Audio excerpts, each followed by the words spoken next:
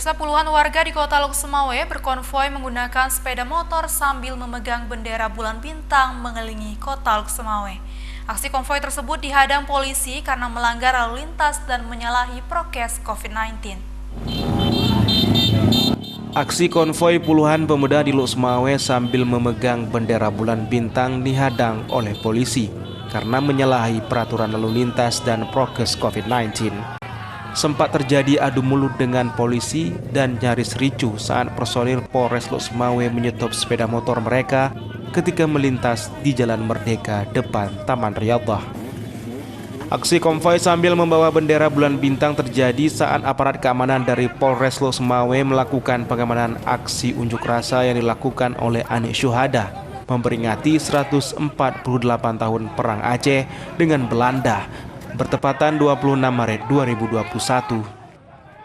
Mereka dihadang oleh polisi saat segerombolan yang menggunakan puluhan sepeda motor melintasi di depan Taman Riyadhah dengan membentangkan bendera bulan bintang di tangannya. Aksi konvoi yang diduga tidak ada permintaan izin langsung dicegat oleh petugas gabungan dari Polantas dan jajaran lainnya dari Polres Lok-Semawe dan menahan mereka di Simpang 4 lampu merah Jalan Merdeka Timur, Kota Lok-Semawe. Saat itu petugas sempat menanyakan kenapa masa konvoi tersebut tidak mematuhi aturan lalu lintas dan juga tidak mematuhi protokol kesehatan. Masa yang tidak menerima perlakuan polisi tersebut berusaha agar diberikan izin untuk melintas, namun petugas tetap menahan di traffic light. Para konvoi sebagian berusaha menerobos melalui jalur kiri di depan Masjid Islamic Center Kota Lok-Semawe dan sambil meneriaki Aceh Merdeka. Polisi kemudian menghentikan sepeda motor mereka secara paksa dengan mencabut kunci serta mengamankan bendera bulan bintang yang mereka bawa. Polisi juga mengangkut sepeda motor mereka ke dalam truk untuk diamankan di Polres Lok-Semawe. Kapolres Lok-Semawe AKBP Eko Hartanto mengatakan masa konvoi terpaksa diamankan agar tidak mengganggu ketertiban berlalu lintas dan mereka menggelar aksi konvoi tidak meminta izin kepada pihak keamanan. Jadi aksi kami coba amankan, ya, coba kawal dengan sebaik-baiknya.